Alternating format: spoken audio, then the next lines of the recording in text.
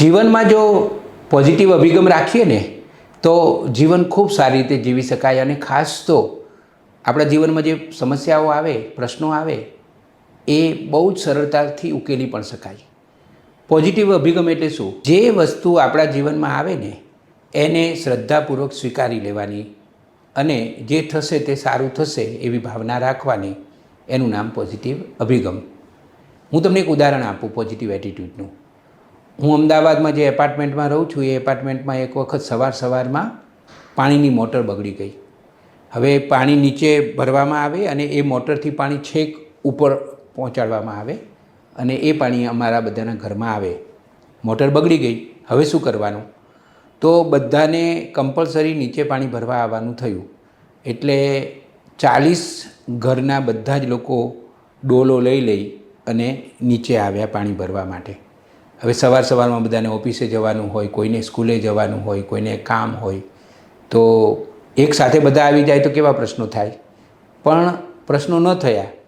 બધાએ એકબીજાને હળી મળીને મદદ કરી. જે લોકોને વહેલું જવાનું હતું એ લોકોને કહ્યું કે તમે પહેલાં ભરી લો. ઘણા પુરુષોએ ઘણી બધી બહેનોને પાણી ભરવામાં મદદ કરી.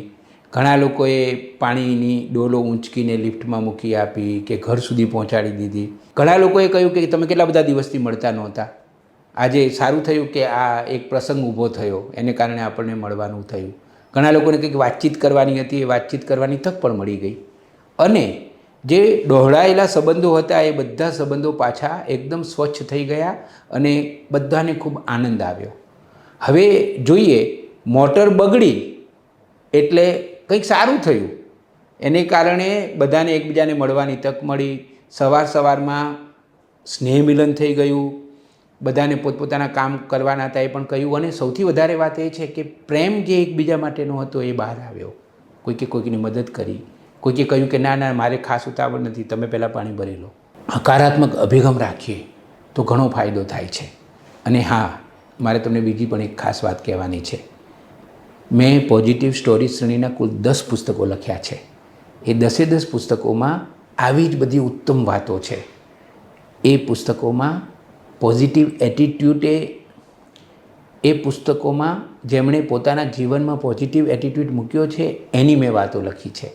જો તમે અત્યાર સુધી આ પુસ્તકો ન ખરીદ્યા હોય, ન વાંચ્યા હોય, તો એક લેખક તરીકે મારી તમને વિનંતી છે કે તમે ખૂબ ઝડપથી આ પુસ્તકો ખરીદી લો અને વાંચો.